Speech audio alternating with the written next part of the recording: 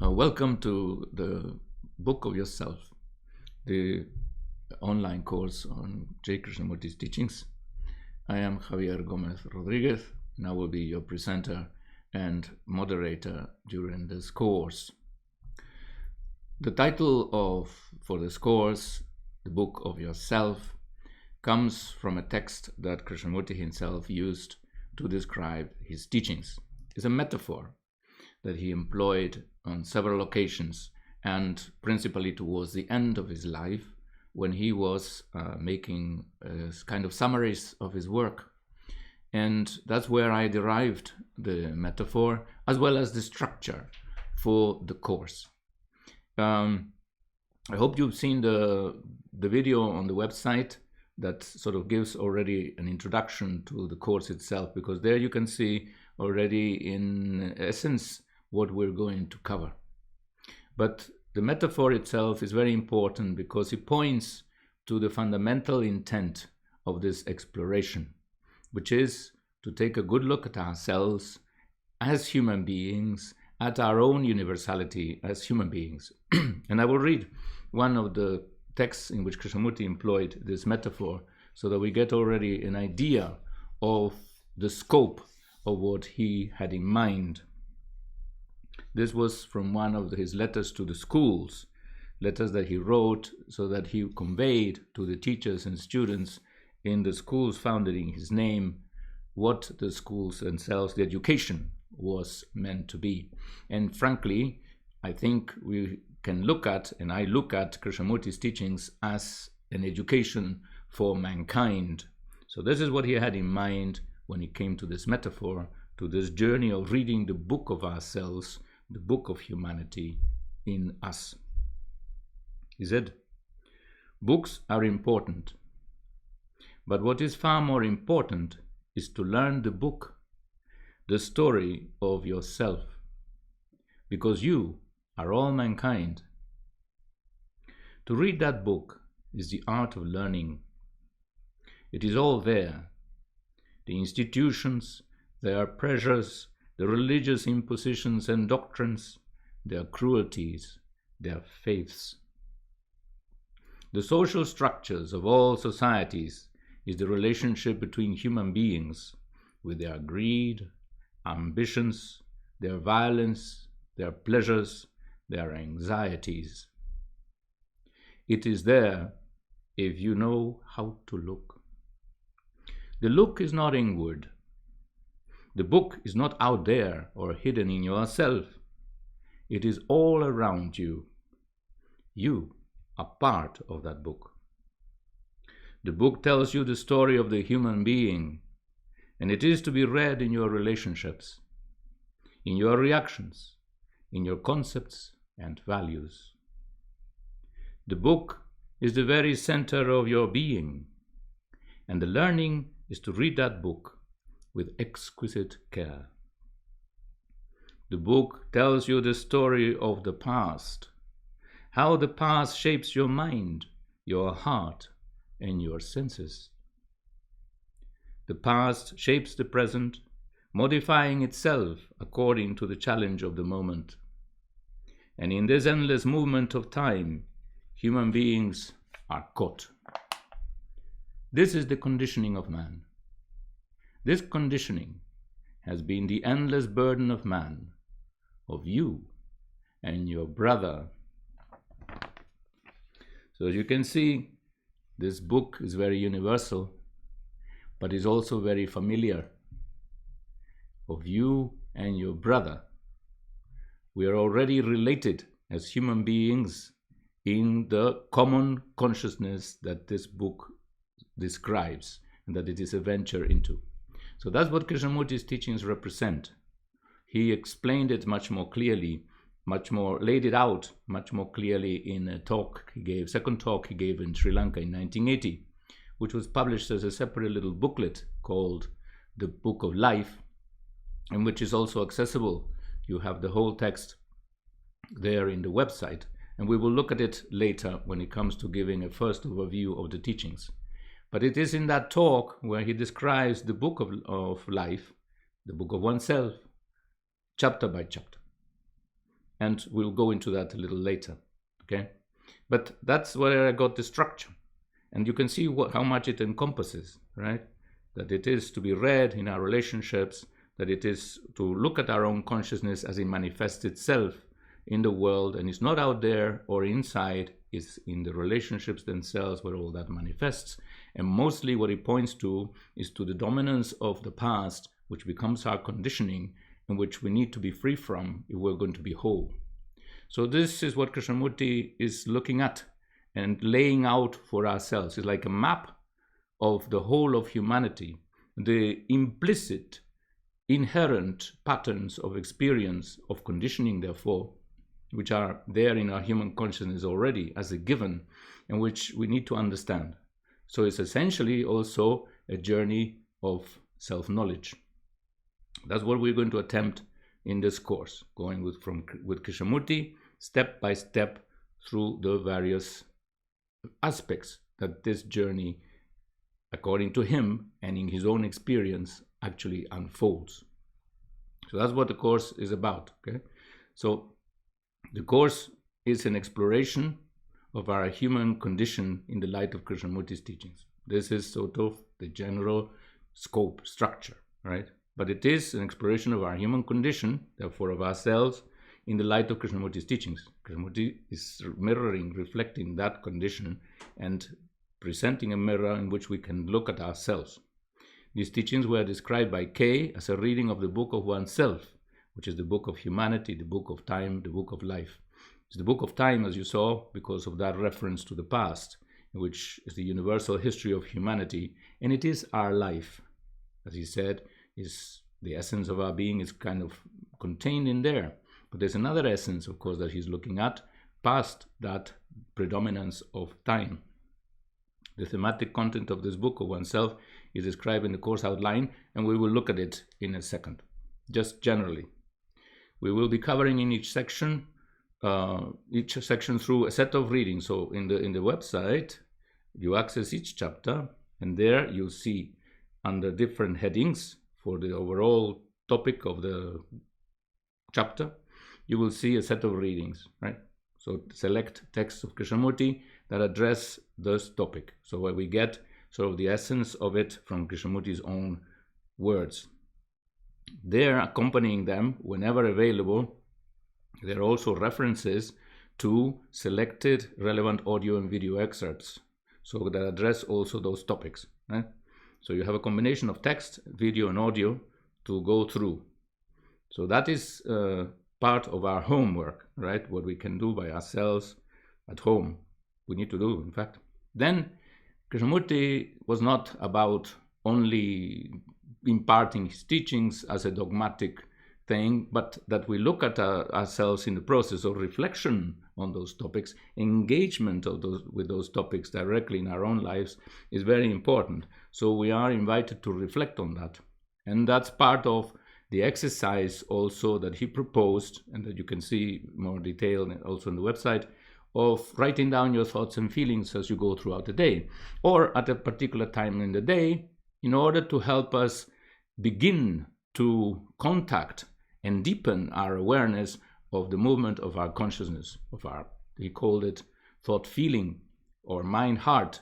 It includes not just thoughts as abstract entities, but feelings as well. So to know ourselves and to slow it down as well, so that we can begin to observe it, because it's going too fast at the moment. So to slow it down, he proposed that exercise.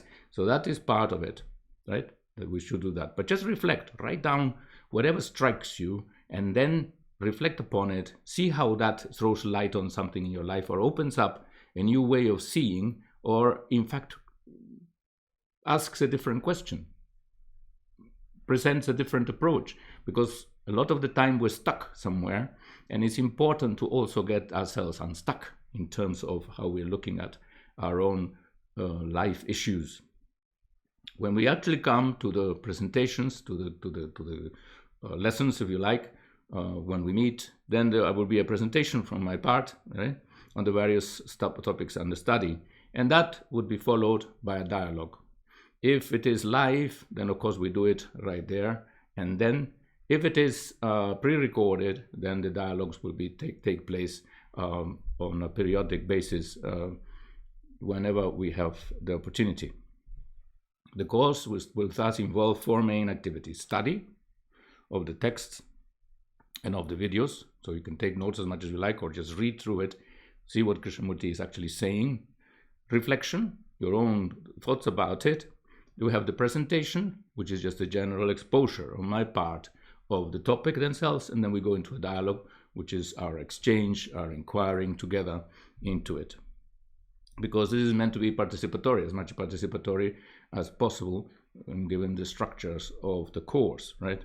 It is about our life, so it's not a matter of authority or dogmatism or imposition of a philosophy or anything of the sort. If it's an attempt for us engaging together in our own inquiry and with Krishnamurti, who has this clarity of insight, to see whether we can ourselves find clarity in our own learning and living, so that it is ours and not his. The primary aim is for each and every one of us to come into direct contact with the actuality of her own life, inwardly as well as outwardly, so that we get to know ourselves. This is the essence of the intent of the course as well as of the teachings, right? This self-knowledge is fundamental. We know that a lot of our problems are because we don't know ourselves.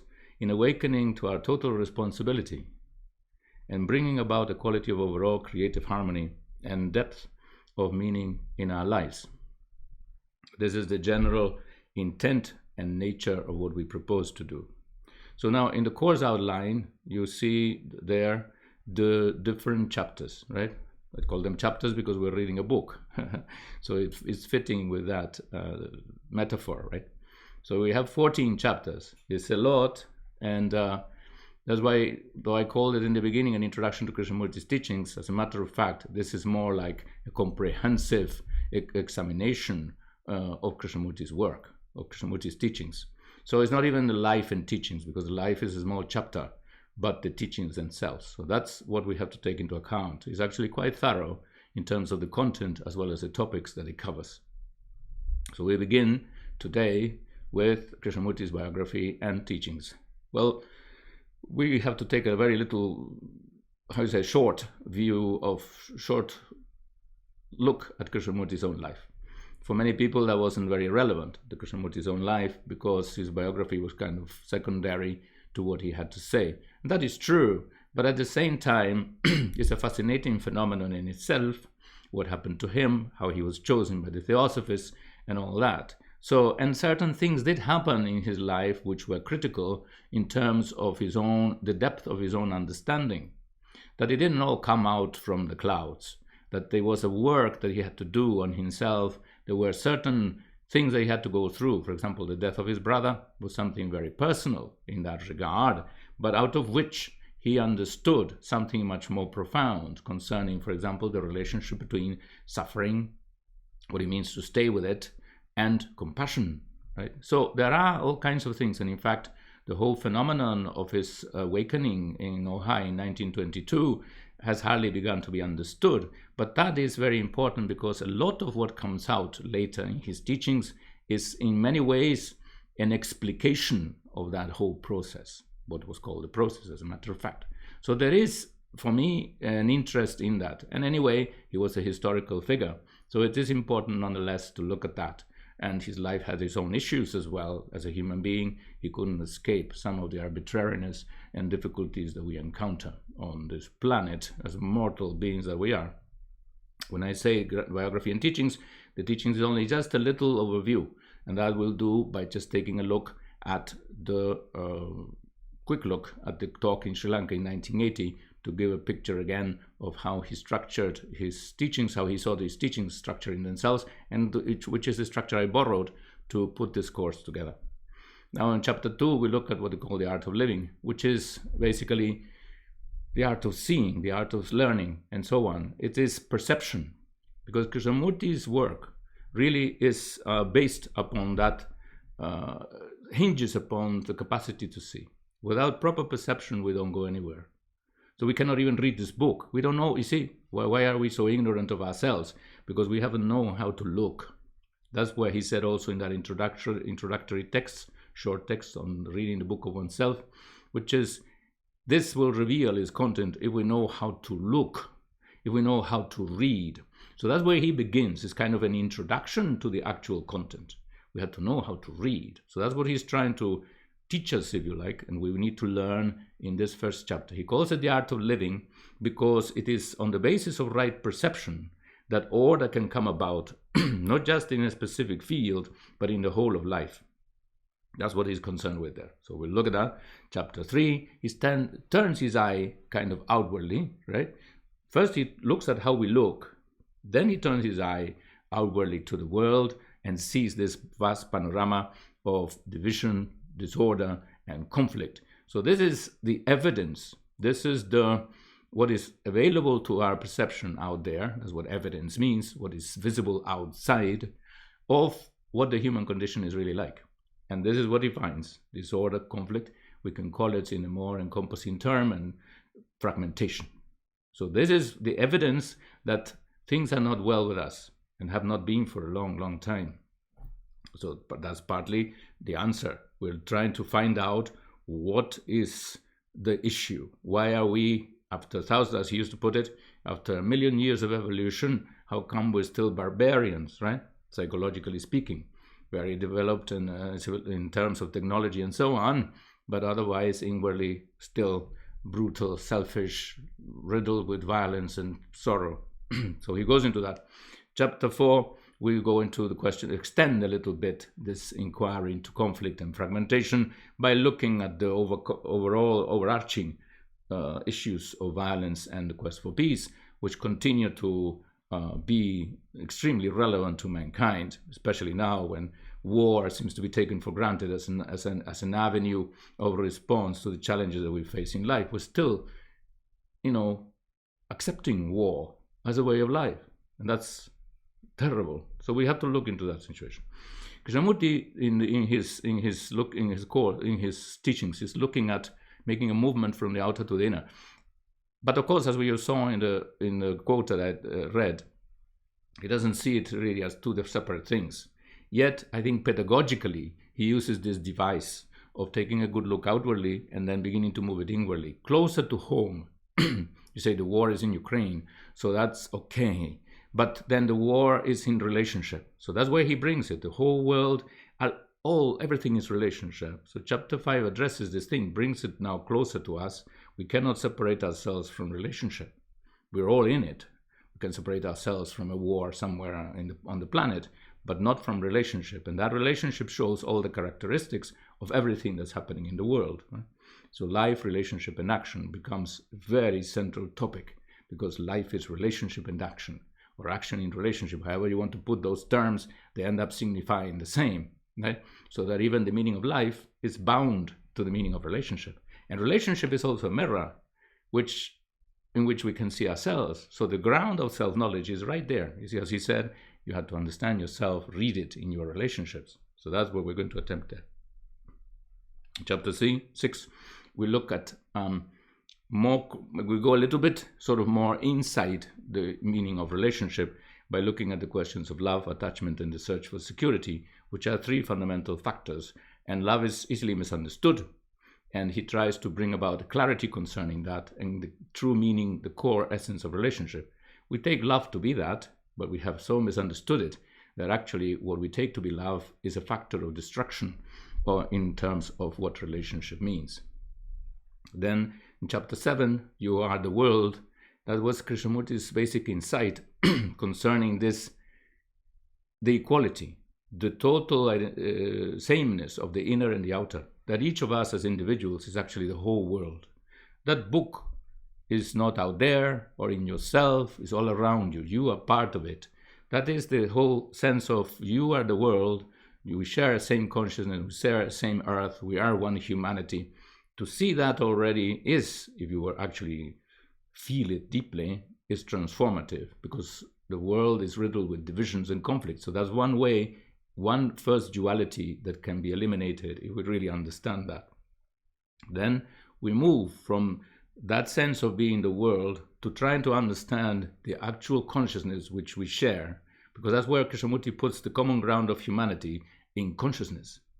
In experience first, that everybody is lonely, suffers, is afraid, and so on, is seeking security, we have a commonality. In spite of all our cultural differences, we have a commonality.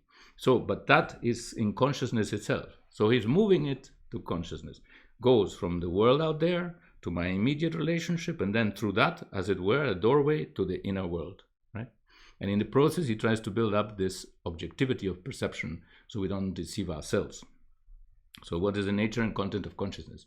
And we start by looking at the emotional content, what he called the three active principles of consciousness, which are desire, basically aspects of desire, which are pleasure, pain, and fear, right? So we'll go through that element there.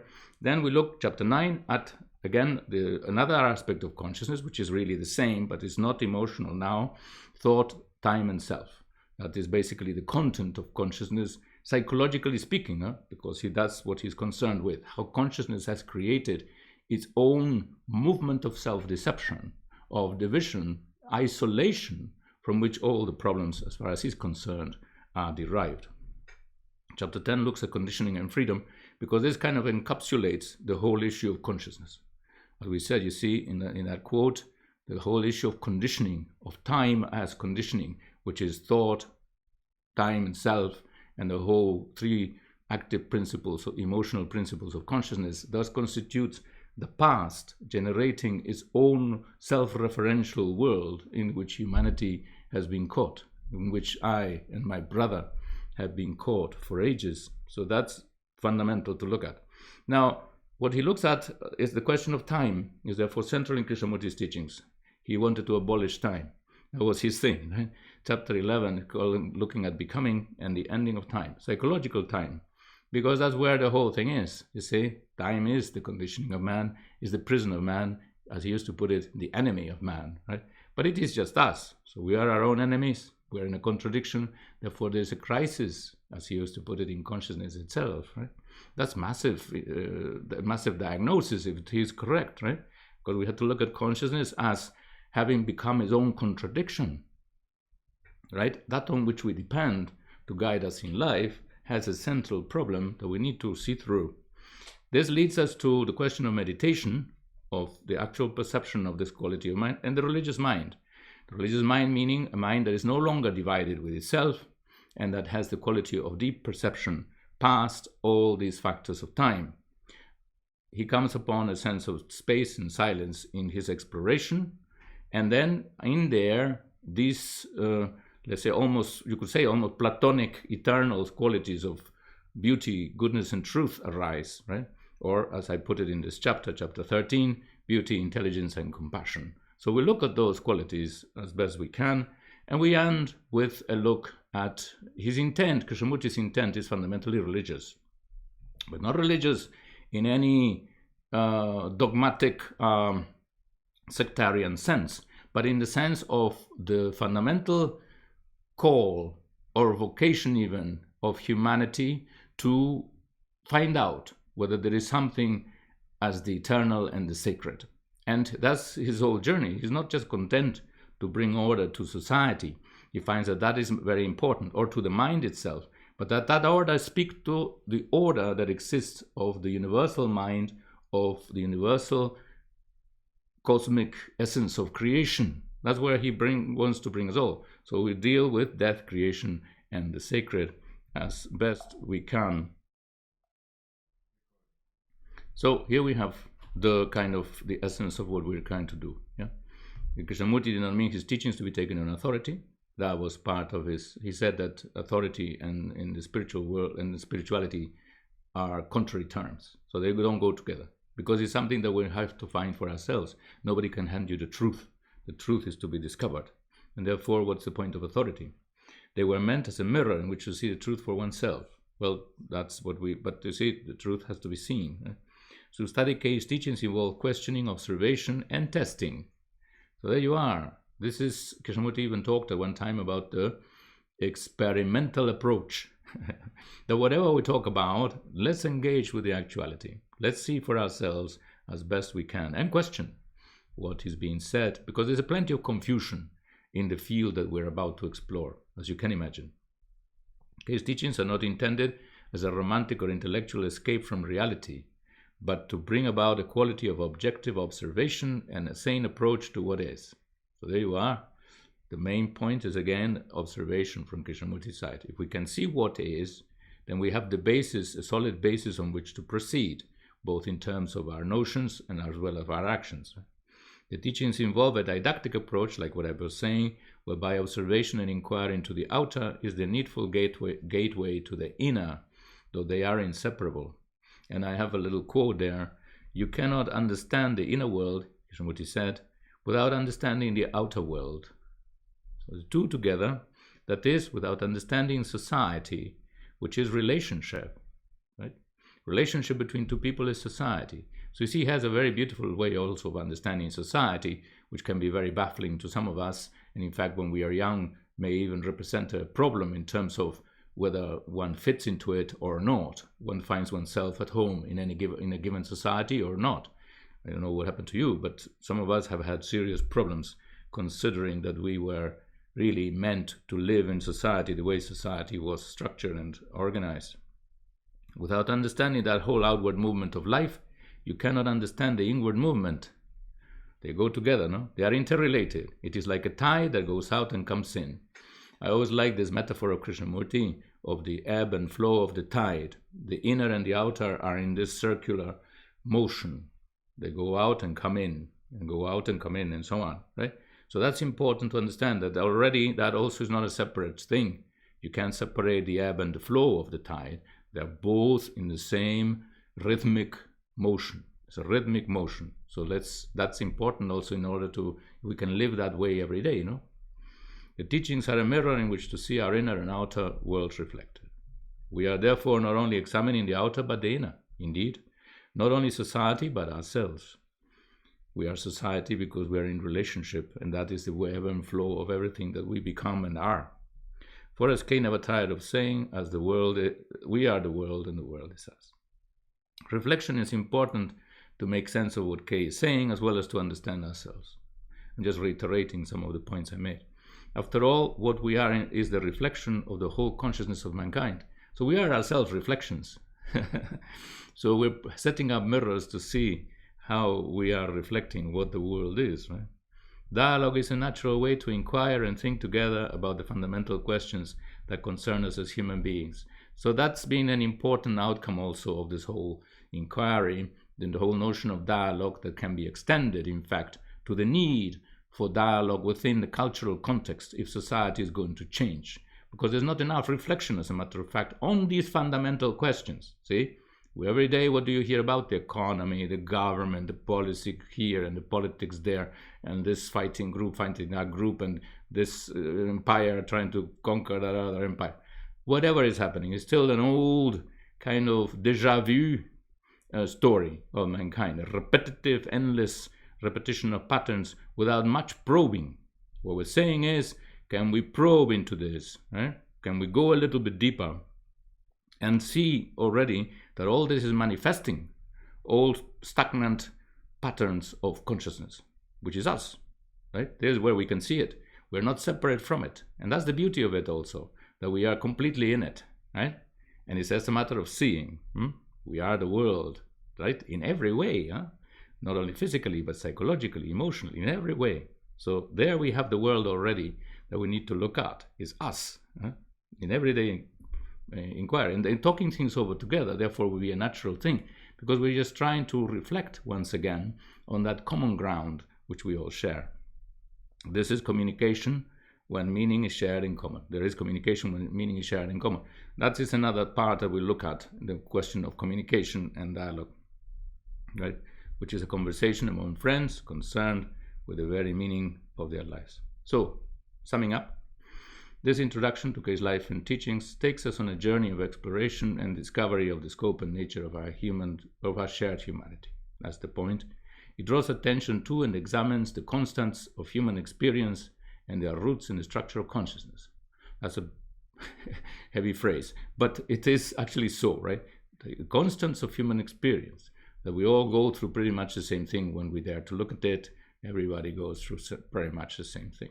But that points in itself to the fact that there are the roots of this experience, which comes back again generation after generation as well. It's not just one generation that experiences the same thing, but it's every generation, in essence, is experiencing the same thing. So that is in the structure of consciousness itself, which gets transmitted again and again. So we're also questioning this continuity of consciousness over time. So it presents us with the challenge of seeing ourselves anew and as we are. So not from formulas, but to look, actually, because we don't know ourselves. It opens up the possibility of a new quality of observation, learning, and integrity. Indeed, that's the potential here is quite vast. But it's up to us to realize it or not. It emphasizes our universality as human beings and our total responsibility for the world. We are the world and the world is us. You couldn't get a bigger responsibility than that if we truly realize that that's true. At its core lies the challenge of the needful transformation of society and consciousness away from its present and historically destructive course of division, conflict, and suffering. Facing what is without choice. This was Krishnamurti's proposal, where we can begin already to understand and therefore transform our human condition, which is facing what is without choice, is the first and last step in the journey of self-discovery. So he actually, after that, what he did was to go through all kinds of things in this manner. But the manner is what counts, the sense of choiceless awareness, as he called it, of what is. That is, of the everlastingly changing movement dynamic of life in relationship. To aid in such self-discovery, we make use of the mirrors of relationship, which is out to us, everyday life. Dialogue, we talk things over together, that's also another mirror. And reflection, which is what mirrors do. The teachings are themselves one such vastly encompassing mirror. So with lots of mirrors we have available in order to look at ourselves if we care to look and if we are able to see. But the mirrors can reflect, while the mirrors can reflect, the seeing and learning is our own personal responsibility. For sure, you can take a horse to water, but you cannot make him drink. You can put a blind man in front of a mirror and he cannot see, then the mirrors are no use. So it's up to us to open our eyes and our senses, our hearts and minds in order to begin to perceive ourselves, our world anew. This course is thus an invitation to take stock of our lives, deepen our self-understanding, and discover a quality of holistic living that will naturally unfold if we really are serious about it and really put our energy into this. You will see. But that has to come from a certain urgency within us, right? Not just from a stimulation from outside. It is an invitation to live and share in the perfume of the teachings. That's what Krishnamurti used to describe, the perfume of the teachings, but actually is the perfume of life itself. When we are in order, life has a perfume. Have you noticed that? So that is part of the whole inquiry. Now, this is the first part of what we're going to do today. This is just a general introduction to the course. And as per our structure for today's chapter, this first chapter, we're also going to look briefly at Krishnamurti's own life. As we said already, that may not be relevant to many people because his teachings kind of unfold as a historical phenomenon. It's a kind of deep insight into the structure of consciousness itself. And Krishnamurti's teachings can be, in fact, classified within what we normally would call perennial philosophy, right? Or perennial wisdom. That is, those teachings which somehow don't age. They just refer to something that's stable within humanity. But at the same time, they mean to transform that reality. That's what they're trying to do, to see the truth of what is false in our own development, in our own being as it currently exists, so that we can live in truth, if you like. There can be truth for us, transformation, a really, truly orderly, creative way of living, where all these disasters don't happen anymore. We're not continuously provoking situations, creating situations where the disorder, conflict, and sorrow ensue. So to begin that journey with Krishnamurti, to look into his life, we will look at about half an hour of the book, The Challenge, the film, the documentary on Krishnamurti's life called The Challenge of Change. And I'm only interested it's a very long documentary, and you can view the whole thing, of course, on YouTube or even on the website. But those 30 minutes basically cover his early life, from when he was discovered by the Theosophists to the moment when basically he made his declaration of independence, dissolving the Order of the Star in the East, of which he was the head, and practically going on his own soon after.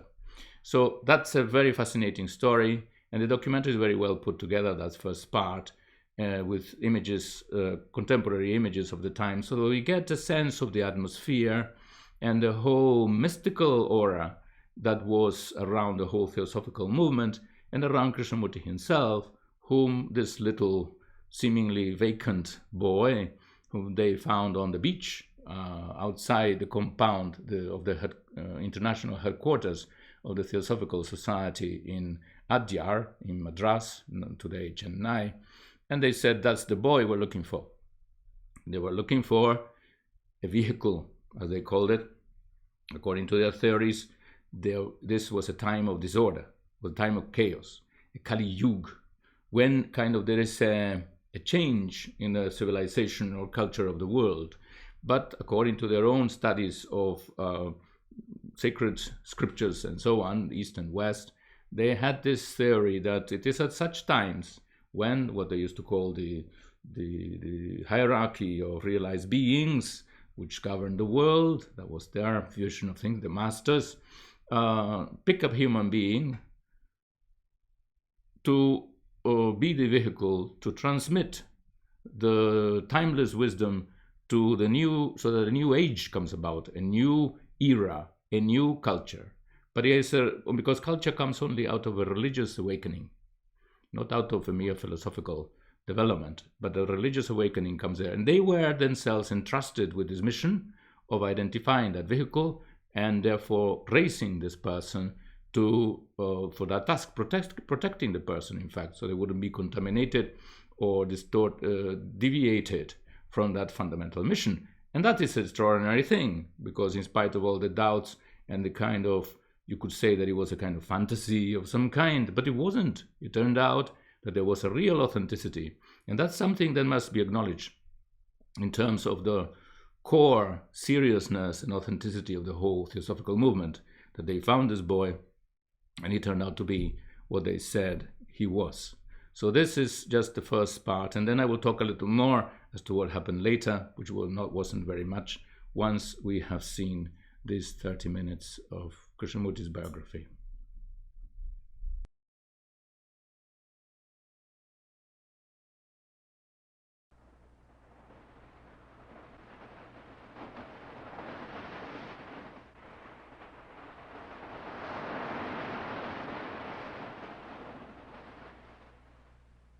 All that we have invented, the symbols in a church, the rituals, they're all put there by thought.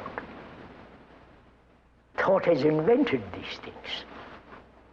Invented the Savior, invented the temples in India and the contents of the temples. Thought has invented all these things called sacred. You can't deny that. So thought in itself is not sacred. And when thought invents God, God is not sacred.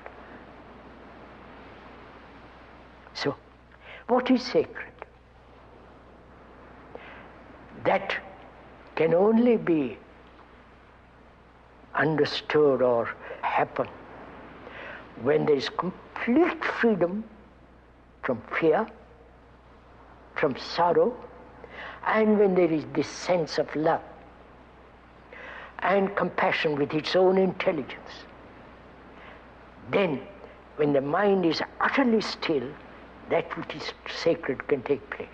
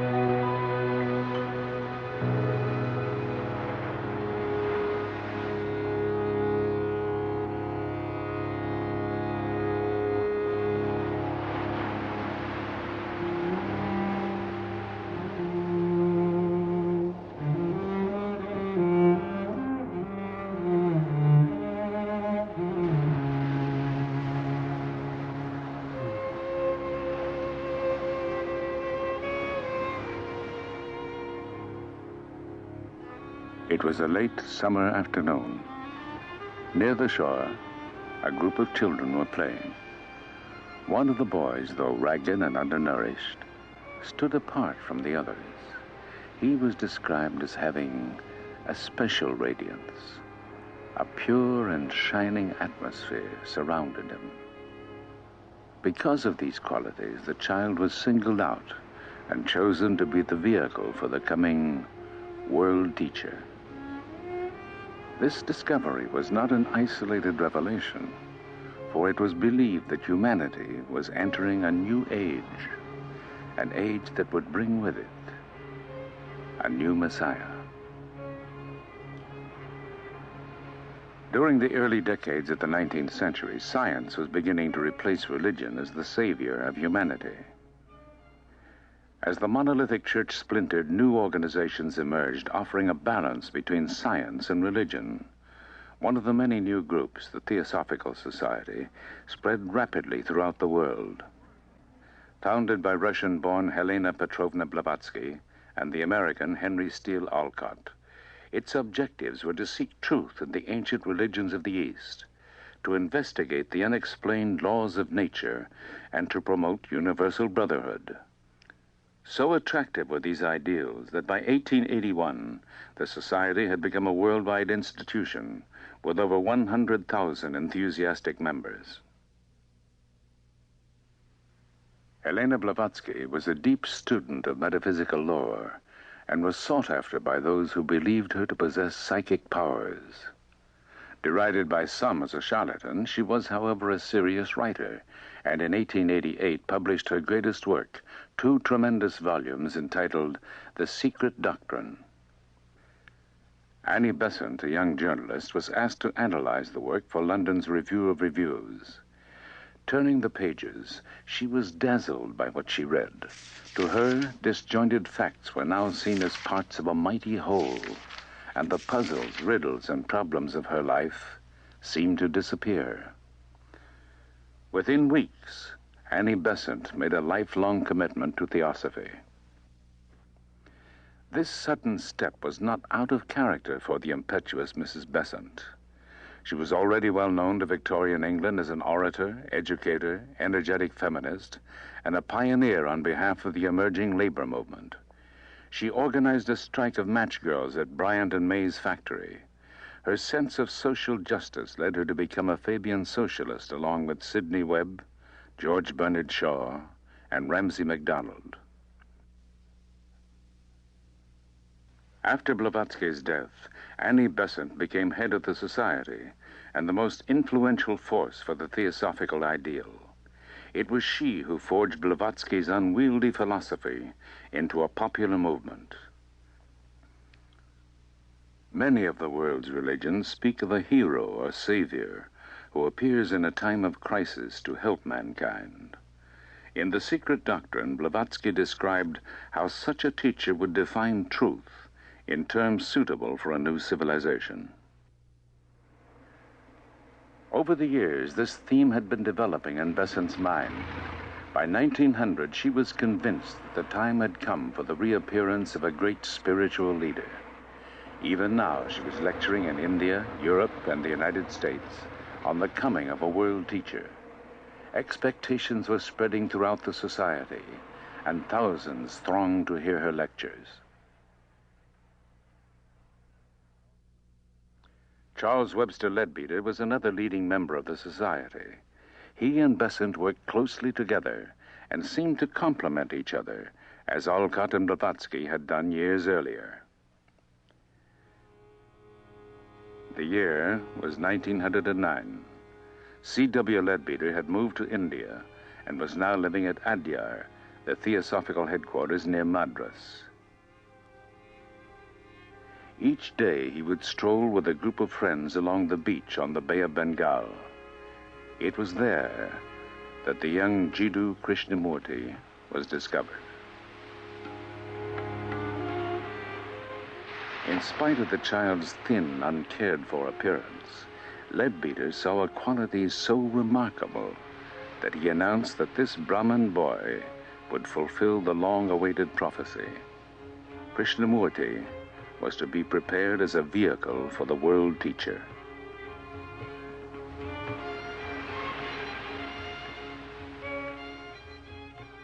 The child's mother, Sanjivama, had died some years earlier, and the 14-year-old boy had come to live with his father and 3 brothers just outside the society's compound. The dreamy boy suffered from malaria, and illness often kept him from school. He was unassuming and yielded easily to the suggestions of others. He seemed to live in another world, often oblivious to what was going on around him. There was a curious emptiness. Krishnamurti and his younger brother Nityananda were especially close, and when told of the opportunity of being prepared for great things, he refused unless Nietzsche could be with him. On November 27, 1909, Annie Besant returned to India and met the brothers for the first time. An affectionate bond was formed as she became to the shy Krishnamurti a mother, teacher, and friend. To Annie Besant, the responsibility for guiding the boy's future became a sacred trust. It was decided that the time had come to introduce Krishnamurti to the world. For this purpose, the Order of the Star in the East was formed. With Krishnamurti as its nominal head and under the guidance of Annie Besant, the order hoped to prepare its members to accept the world teacher and his message. During the Theosophical Convention held at Benares that year, nearly 400 new members joined the Order of the Star. A glorious future was foreseen as members spoke of the second coming. In a wave of emotion, the new members fell at the boy's feet, and Mrs. Besant publicly announced that Krishnamurti was to indeed become the vehicle for the world teacher. By the end of 1911, the mold had been cast, and the destiny of the young boy seemed assured. Narayana, the boy's father, was not as easily convinced. This deification might make him the laughingstock of India, and he threatened to deprive Mrs. Besant of their custody. She quickly intervened by describing the advantages of an English education and stressed the special advantage of his sons becoming Oxford graduates. On January 19, 1912, Narayana signed a document allowing Krishnamurti and Nitya to be taken to England. He was unaware that it would be 10 years and involve a lengthy lawsuit before his sons were to return.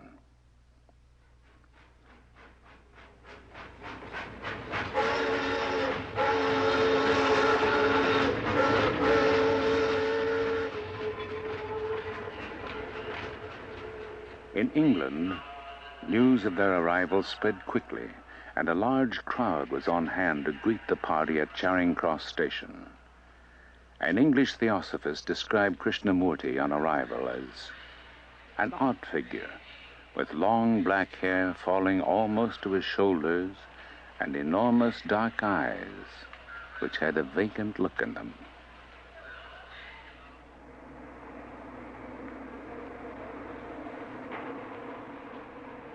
When I went to Europe for the first time, I lived among people who were wealthy and well-educated, who held positions of social authority.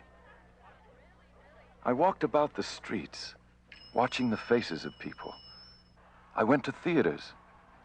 I saw how people amuse themselves, trying to forget their unhappiness. I saw people with political, social, or religious power. I watched the amusements of the young people. I saw people who desired to serve, going into those quarters where the poor and degraded live. They desired to help, but were themselves helpless. How can you cure another of disease if you are yourself a victim of that disease? I questioned everything because I wanted to find out for myself. Annie Besant gave 3 stirring lectures at the Queen's Hall in London. The movement was gathering force. When she returned to India, the boy's education began under a series of tutors. The young man was constantly surrounded by teachers and attentive followers. Never allowed to be alone, he longed for a more normal life. He grew dissatisfied and lost all interest in the role he was being prepared for. In the summer of 1914, England plunged into the Great War. Communications collapsed and the boy's seclusion intensified. Krishnamurti became more and more restless.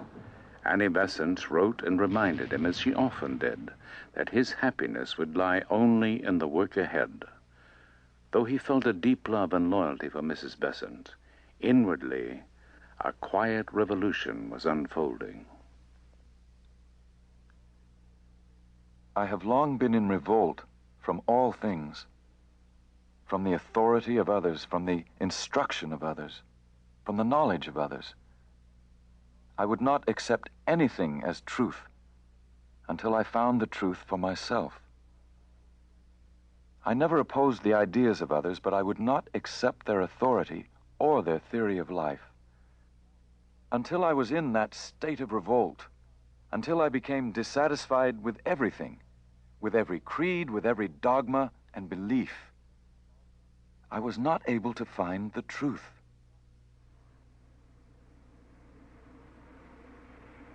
The boys worked hard to pass their college entrance examinations. Nietzsche had little difficulty, but Krishnamurti was a slow and indifferent student. To everyone's disappointment, it became clear that he would not be accepted by either Oxford or Cambridge. The close of the war in 1918 brought increased activity among theosophists.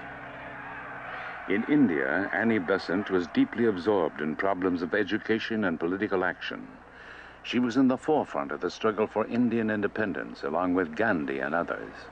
But in her lectures, she continued to proclaim the importance of the world teacher and his message for humanity. Krishnamurti was maturing slowly, and after a 10-year absence from his native country, it was decided that his work would begin at Adyar. In late December, the brothers arrived in Bombay.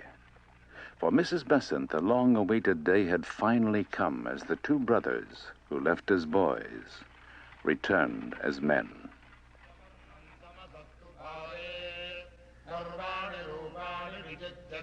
When I came to India, I saw that the people there were deluding themselves equally, carrying on the same old traditions, treating women cruelly.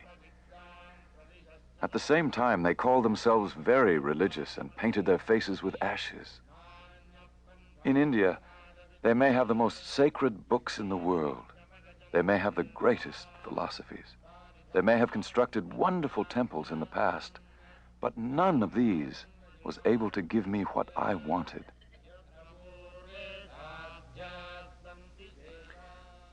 As head of the Order of the Star, the shy young man plunged into his work. He wrote numerous books and articles for Star publications. There were lectures to give and meetings to attend. The brothers undertook a heavy schedule, speaking in India, England, Australia, and Europe. These travels became a heavy strain on Nietzsche. He became ill and was diagnosed as having tuberculosis. California was suggested as having a healthful climate for consumptives and an ideal place for recovery. In the summer of 1922, the loan of a small cottage in the Ojai Valley brought the young men to America for the first time. Writing to Mrs. Besant, Nietzsche described their new surroundings. In a long, narrow valley of apricot orchards and orange groves is our home, and the hot sun shines day after day to remind us of Adyar. The Indians call our valley the Ojai, or the nest, and for centuries they must have sought it as a refuge. For a time, Nietzsche seemed to recover, but perhaps best of all, they were alone. Privacy had been a luxury denied them since childhood, but now in the silence of the valley, Krishnamurti had an opportunity to be with himself. He walked alone in the hills, climbing through orange groves and scrub brush. As the days passed, a strange uneasiness seized him. He became ill and complained of intense pain and suffocating heat. There were periods of unconsciousness as the strange process reached its peak. Agitated and feverish, he insisted on walking alone, but was urged instead to rest under a young pepper tree that stood near the cottage. It was there, in the stillness of the night, that a transcendent event took place that shook his life to its foundations.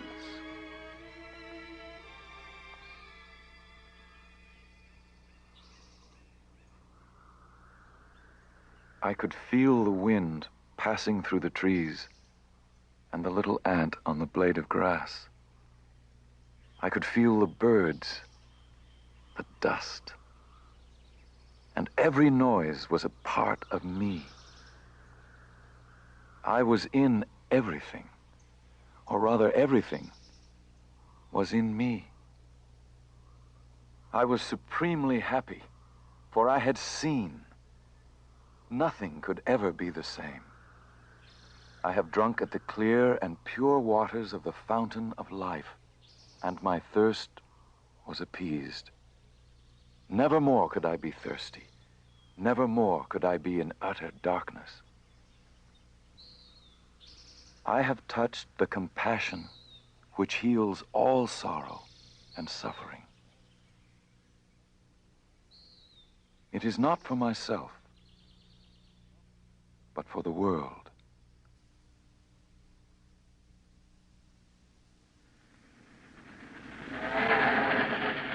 To describe his new perceptions, Krishnamurti embarked on a worldwide speaking tour. The change was unmistakable.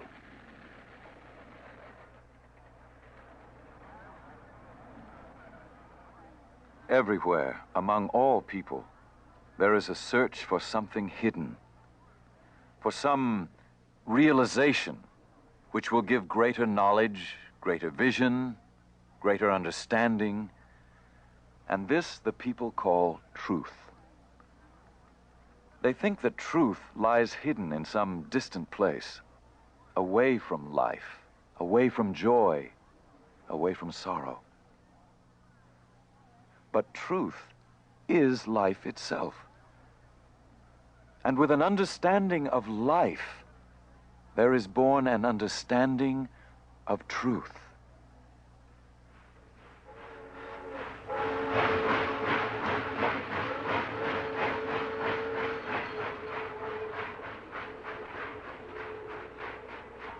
While traveling, a sudden hemorrhage brought back fears for Nietzsche's health. He was weak in high fever and racked with coughing. It was decided that the brothers should again return to the dry climate of the Ojai Valley. Once in California, Nietzsche seemed to improve, and when Mrs. Besant cabled asking that Krishnamurti come to India for Theosophy's Jubilee Convention, he reluctantly agreed. The bond between the brothers had grown stronger than ever. There was unquestioning faith that Nietzsche was essential to the work ahead, and because of this, his life would be spared. While en route, a cable arrived saying that Nietzsche had influenza. A later wire read, "Flu rather more serious. Pray for me." On the 13th of November, as the ship entered the Suez Canal, a telegram arrived announcing Nietzsche's death.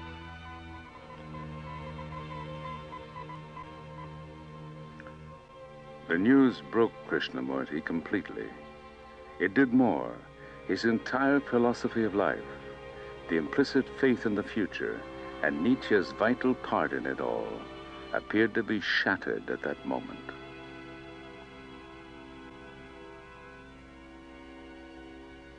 An old dream is dead, and a new one is being born.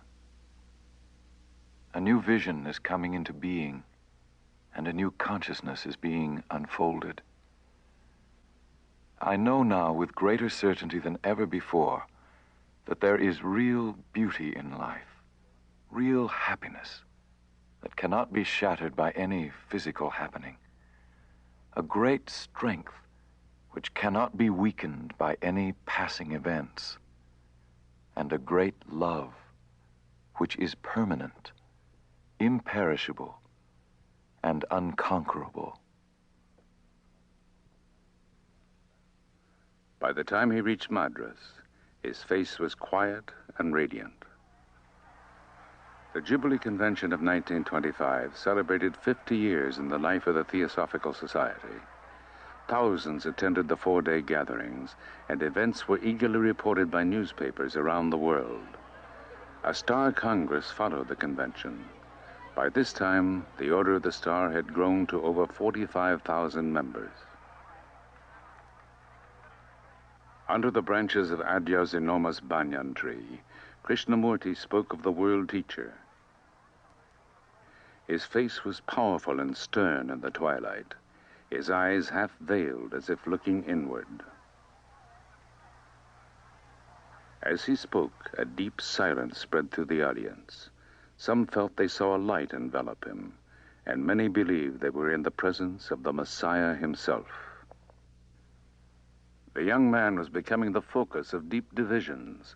While thousands accepted him as the world teacher, others were disturbed by the adoration and attention given him. In the Netherlands, some years earlier, the Baron Philip van Pallandt had given his ancestral home, the Castle Erde, to the Order of the Star. 5,000 wooded acres surrounded the 18th century buildings. The castle had been transformed into a meeting place where small groups gathered yearly.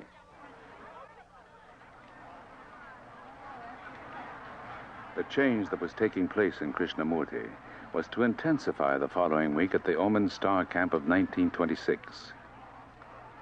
Close to the Castle Erde, the Omen camp attracted over 2,000 people of every nationality. There were huge tents for meetings and for meals. Lectures were given, and every evening Krishnamurti lit a bonfire and spoke to the gathering.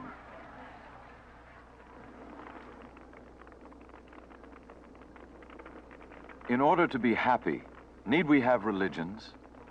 In order to love, need we build temples? Truth cannot be found in the dark sanctuary of temples, nor in the well-lit halls of organized societies.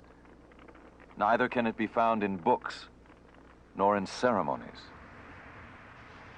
Go down to the sea, where the breezes are blowing and the waves are breaking over each other.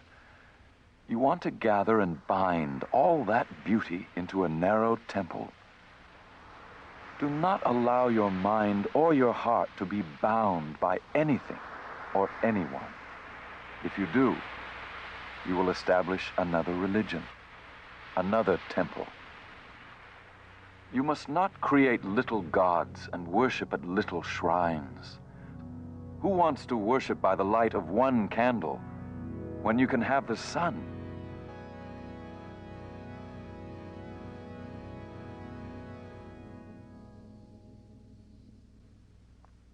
It was increasingly difficult to reconcile Krishnamurti's vision of truth with the forms and structures not only of theosophy, but all organized religions.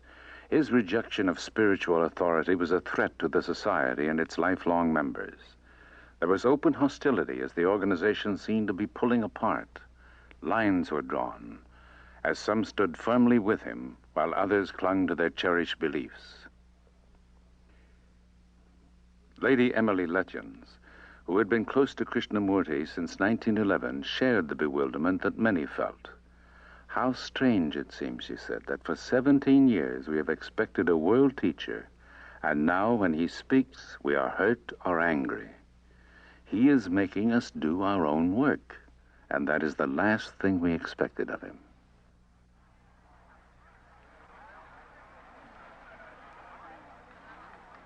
In May of 1928, the first Ojai Star Camp was held under the evergreen oak trees of Southern California. But with each new talk, each meeting, the divisions became more apparent. In failing health, Annie Besant was forced to cancel her public engagements. Yet she still tried desperately to reconcile theosophy with what Krishnamurti was saying. She quoted ancient Hindu scriptures saying, All paths lead to the same spiritual goal. But in spite of her efforts, the divisions widened. There were no gentle platitudes. There was to be no uniting of existing religions. Ceremonies and organized religions, he said, were a hindrance, a distraction from the truth. He offered no method. There were no steps to follow, no system that ensured spiritual progress. His vision of truth was absolute.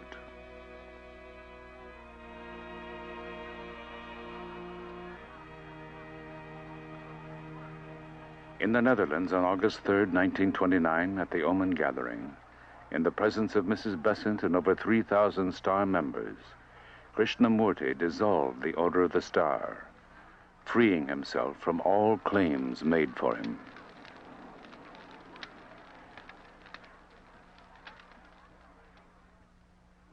I maintain that truth is a pathless land, and you cannot approach it by any path whatsoever, by any religion, by any sect.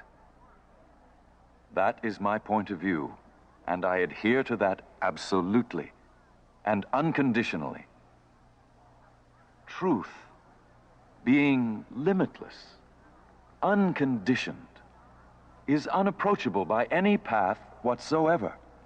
It cannot be organized, nor should any organization be formed to lead or coerce people along any particular path. If an organization be created for this purpose, it becomes a crutch, a weakness, a bondage, and must cripple the individual and prevent him from the discovery of that absolute, unconditioned truth. You can form other organizations and expect someone else. With that, I am not concerned. My only concern is to set man absolutely and unconditionally free.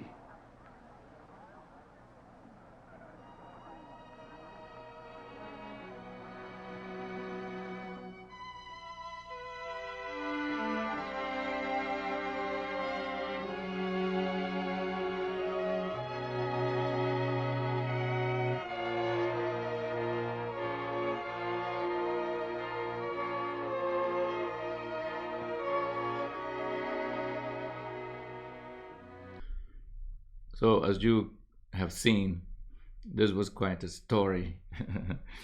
Like that they were looking for the vehicle, and they found him and identified the boy.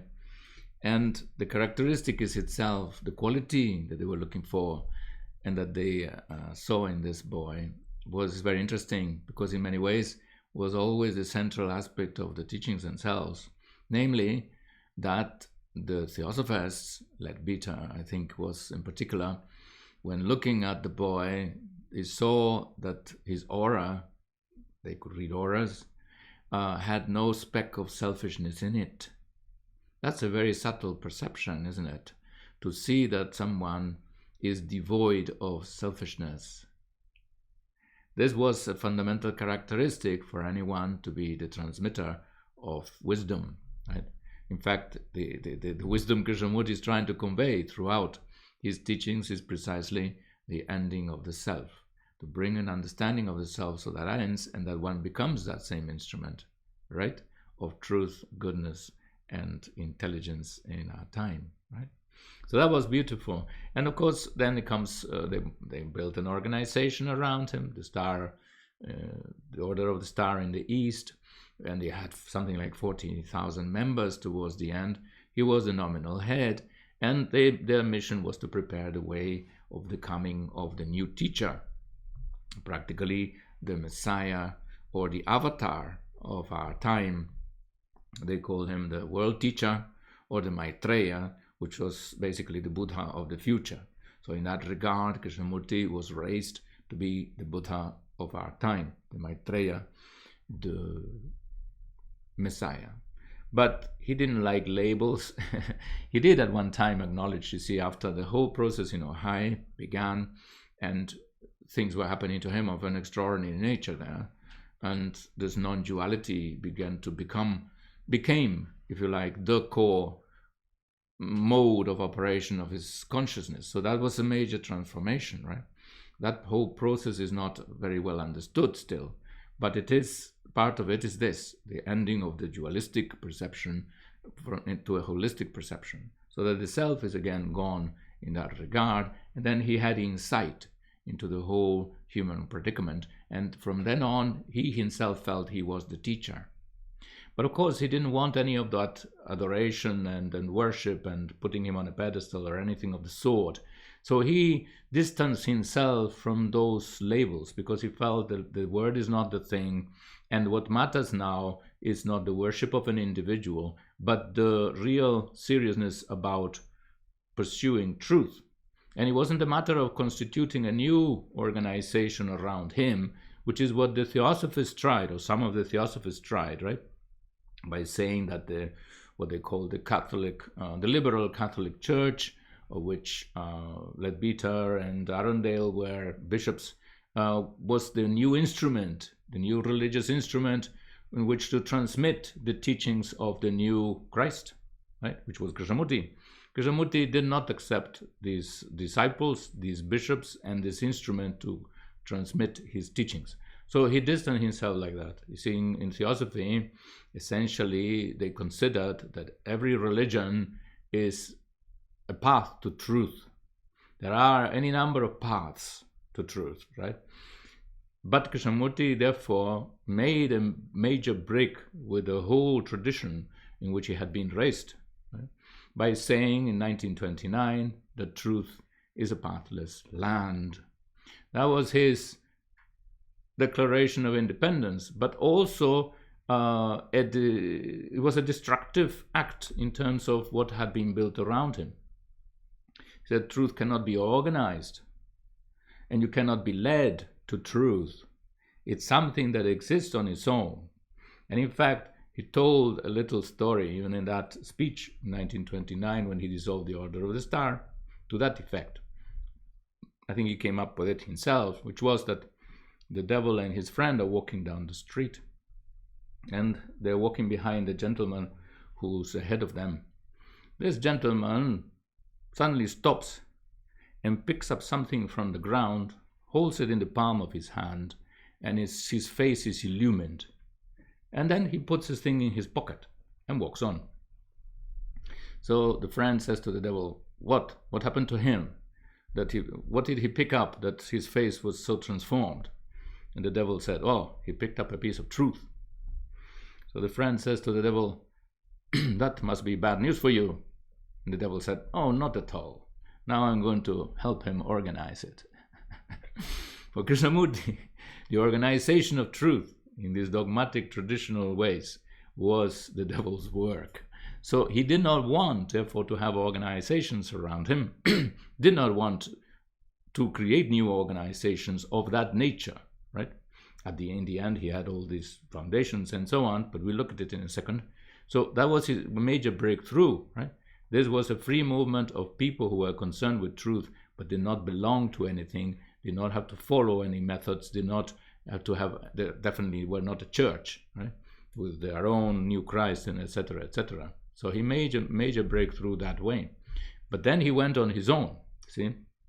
Basically, his last bonds with the Theosophical Society was his close, great affection, really, for Annie Besant, who had been really like a mother to him. And she died in 1933. And yet, soon after her, Leadbeater also, who was by then living in Australia, also died. So basically, those two were very important in the connection, really. They were the last connection that Krishnamurti had with the Theosophical Society at the time.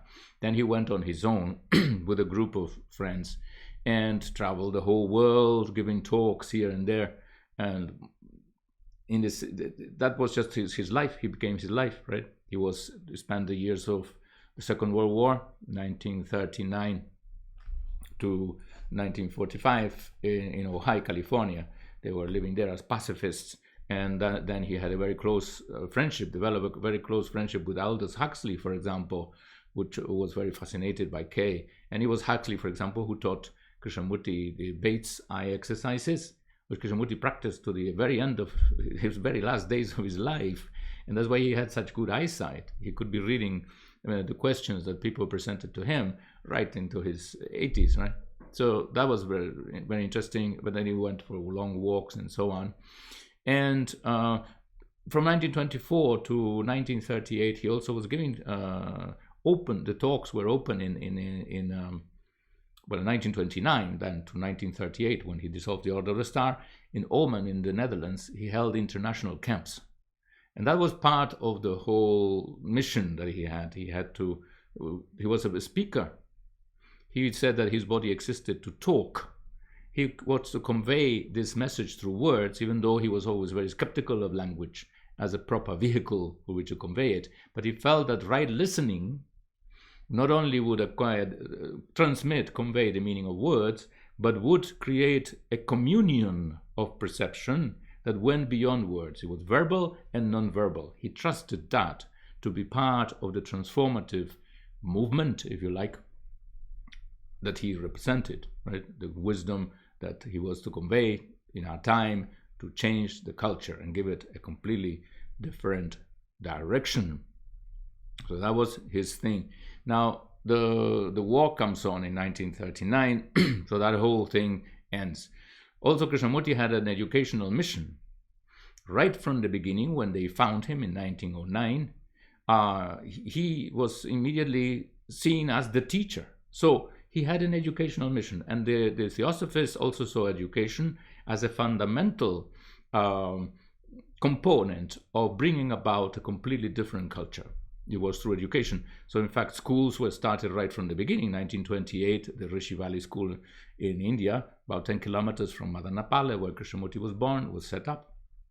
The school in Rajgat, in Varanasi, the Benares, the holiest of cities for the Hindus on the banks of the Ganges, was started in 1934 or so. So there was already this background of Krishnamurti as educator, and to bring about a different quality of a different human being, in fact. That was the whole point or intent of those educational institutions. That's also part of his mission. So the public mission of talking to everybody and also writing some books that he wrote, and then the educational mission, both. He was an educator, he was a teacher, he was an education for mankind, but also in the more specific and everyday significance of that word, education, right? A school education that he founded. We started in India and then extended to other countries.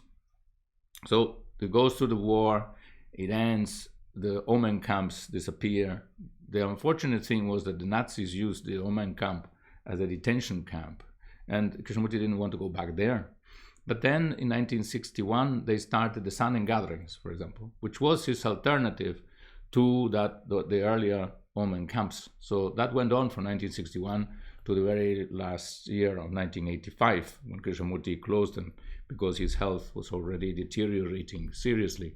Those were major international gatherings, and it was also central in Europe and in neutral Switzerland, which was also helpful. Beautiful mountains there in San and Gstaad area. There's the lower Alps, where he imparted his teachings. He wrote, of course, a number of books, and within those, there is the commentaries on living, which are his transcriptions from memory.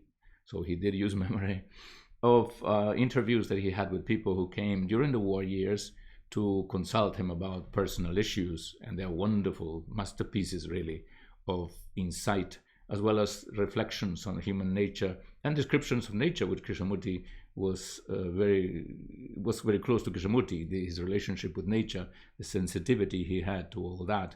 And then he wrote about education, like education and the significance of life, and books on education about his talks with students in India, in particular, in Rajgat and Rishi Valley. And then he wrote his journals. His journals are really wonderful, because there is where he's writing on from himself, if you like. And a notebook. This is, for me, one of the great spiritual works of all time.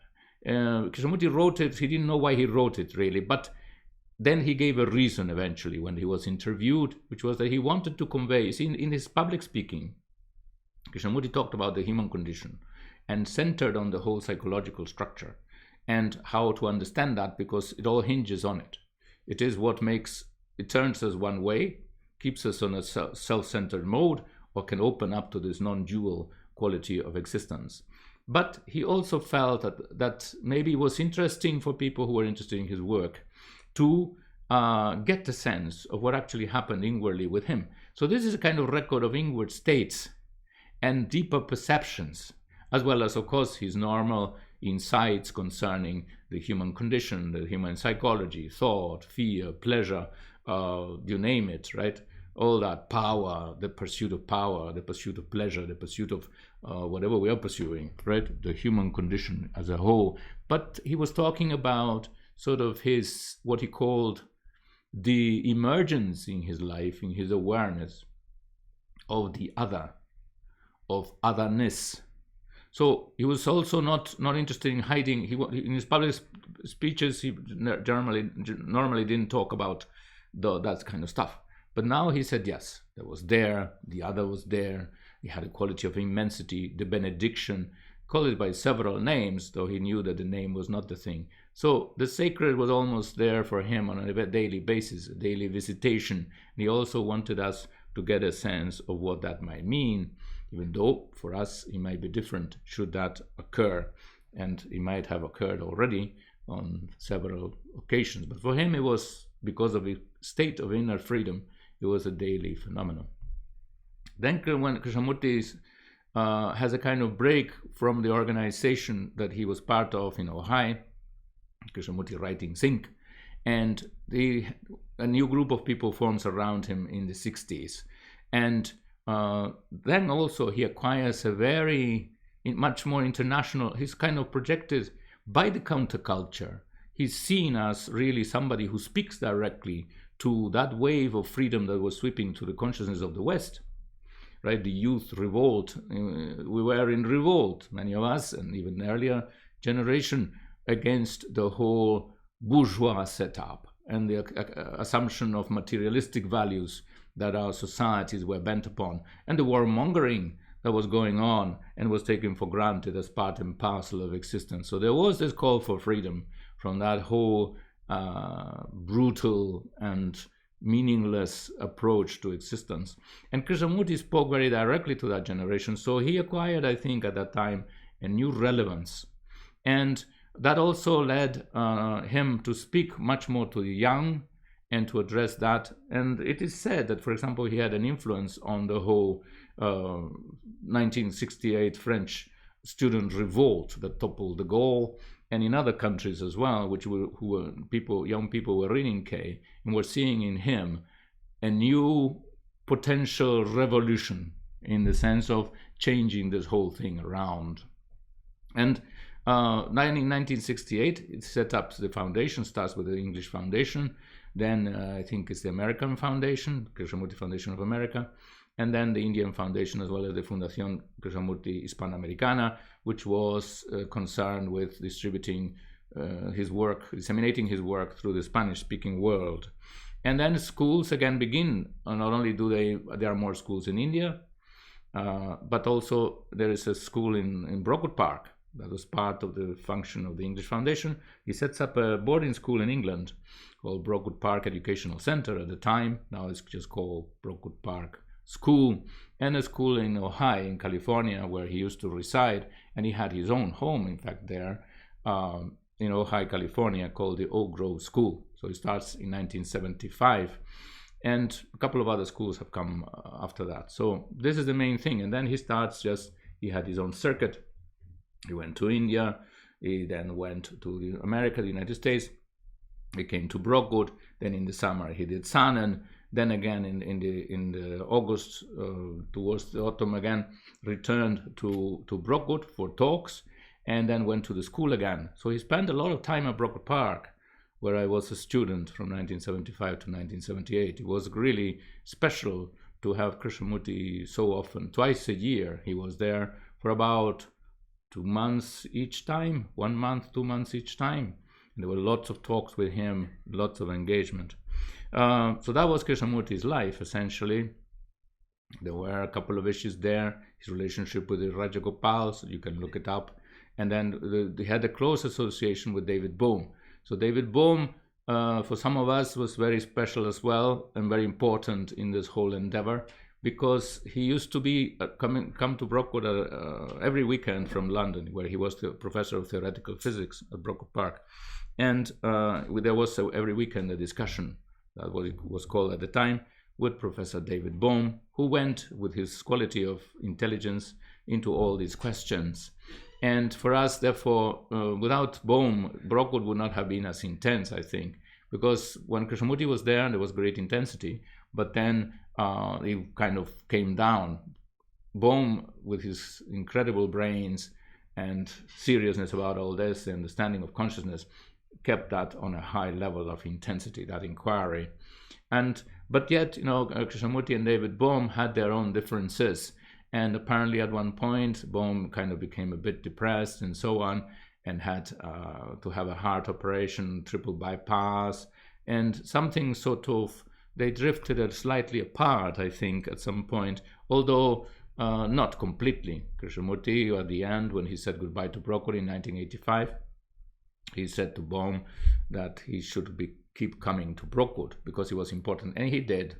So there was not a sort of break like people think. But you can also look this up if you look at the biography that David Peat wrote about David Bohm, where all that is brought out to a great extent. So that's Krishnamurti keeps on doing his work, the talks, the education, talks in the schools, writes letters to the schools, and all that. That's his work. And of course, then at a certain point in 1985, while he's in India, his health really is fast deteriorating. He goes to the doctor and they suspect a malignancy. In 1986, then they said he didn't want to be treated in India, where he was at the time. He gives his last public talk in Madras on January 4th, 1986, and goes to Ohio, California, where he can get perhaps more reliable medical treatment. But he wanted to be there in California, perhaps wanted to die there, which is very interesting because it's also kind of circle, right?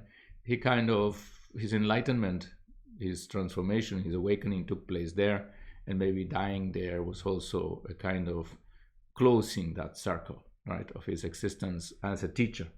So it is there that they discover that indeed he has pancreatic cancer, and that was incurable. He was already had metastasized to his liver, had a liver metastasis, and so he dies at home in his own place in the Krishnamurti Foundation land there, and in 1986, in February 1986.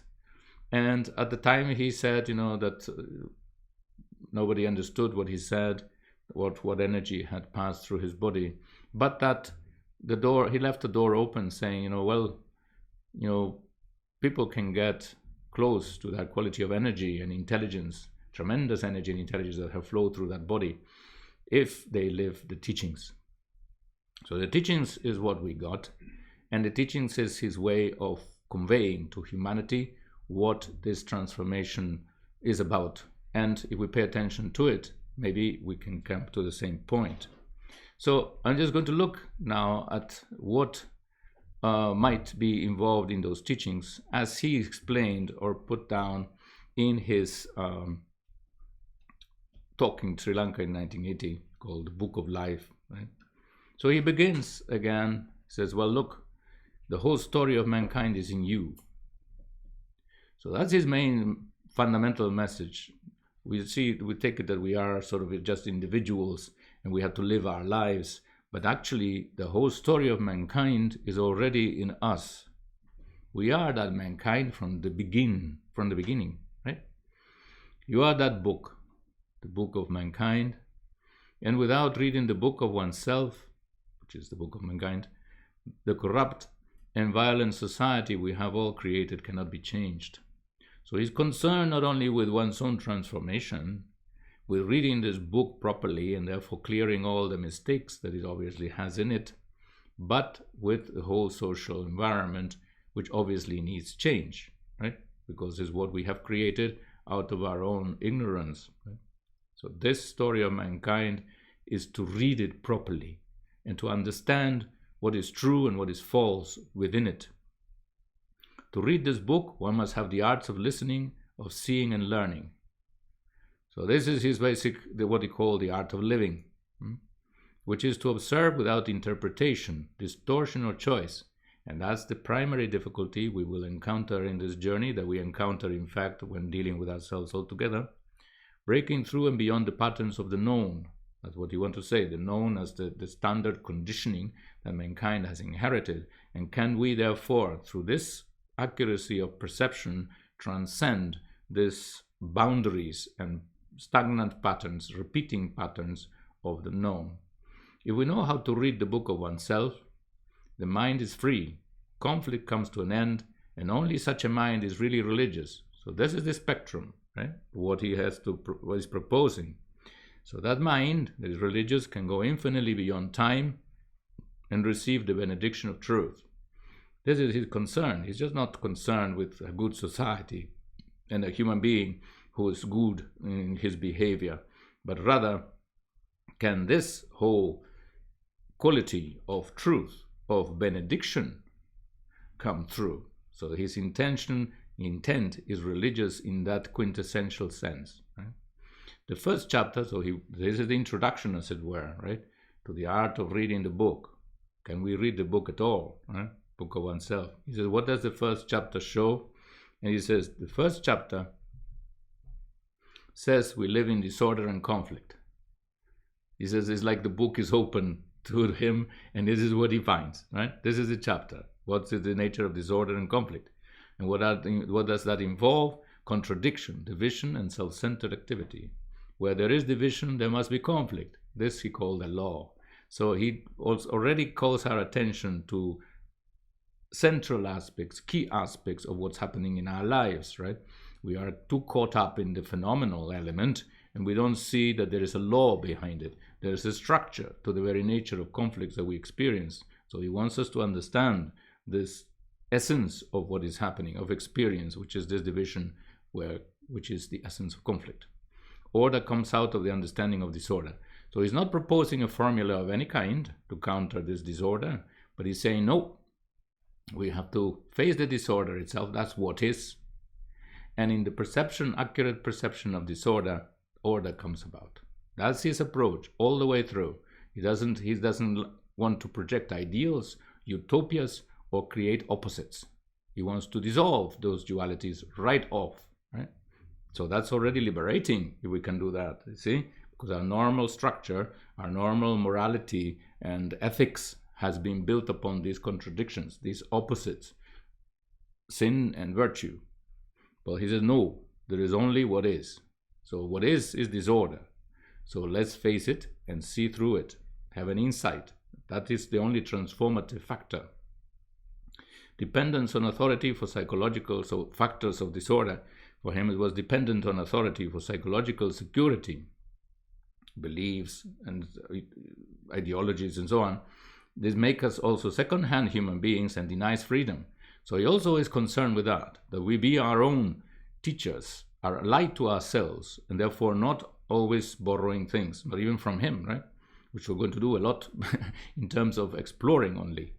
But the authenticity of our own perception is what matters, and our own freedom. He wants to give us freedom by denying also his own authority, all authority. We are reading our own book. We must stand alone and be a light to ourselves. That's his thing, right off the bat. The second chapter, so this is only the second, says that life is relationship in action. So this is from the world and disorder and conflict comes to relationship, which is still that world, but now closer to home. Psychologically, you are the world and the world is you. So you have a tremendous responsibility. We can't wash our hands from what happens in relationship. That is what is also, the other is, we may point the finger at the other all the time, but actually it's also us which are involved. And whether we love or not is a big question. The third chapter says that man always lived in fear. So look how he moves, right? The world, disorder, fear. Now it comes already to consciousness. You see, that's the movement that we described earlier already in the structure of the course outline, which is derived from this chapter, from this this talk in Sri Lanka by Krishnamurti. Fear is brought about by thinking about something desirable happening in the future. That's his definition. So thought and times are the factors of fear. This is how he analyzes it. But of course, he doesn't look at fear only. Fear is just one of what he called the three active principles of consciousness, which were pleasure, fear, and suffering or pain, right? So those are, he always sees them together. Fear is also related to pleasure because of our attachment to pleasure and our fear to lose it and our projection into the future, which has its own uncertainties. And then, of course, that also creates its own suffering. So they are all interconnected. They form a trilogy, the three active principles of consciousness, of pleasure, fear, and suffering or pain. So, but he mentions here fear because fear is perhaps the most central, because it is the very at the core of consciousness in terms of its own self-seeking. The very nature of the self is to project itself in time in order to realize itself, and is also based upon possession. So that involves a great deal of fear, because all of that can be lost, or it may be not attainable at all. It's built in time. So the question of time is central to Krishnamurti because he sees it is at the nucleus of the very structure of consciousness, psychologically speaking. When you see that time is the factor of fear and of pleasure and of pain, of self, then time is what we need to understand. So you see how subtle he gets from out there and our conflicts to our relationships, and now really the core issue or life is time. I don't know that we ever consider that, right? So this is how Krishnamurti keeps deepening and finding the more essential factors that are conducive to this very panorama of disorder that he discovers in the very first chapter of his book. So we see that time is a factor of fear. Then time is what we need to understand. Time is a movement from the past to the present to the future. That's no news to us, right? And so is thought. So this is the movement of thought he's describing psychologically. So thought is time. So that's where he puts time. He doesn't put time on the clock, and he doesn't take issue with the clock, with the watch. They call time by the watch, chronological time, which is the measuring of days, minutes, and so on. That has its own place, and it has to do with the recurrent movement of the planets and so on, the regularity of phenomena. But he's talking about the time that is inbuilt in thought and that is actually creates its own psychological entity. This is the time, the psychological time that he's talking about.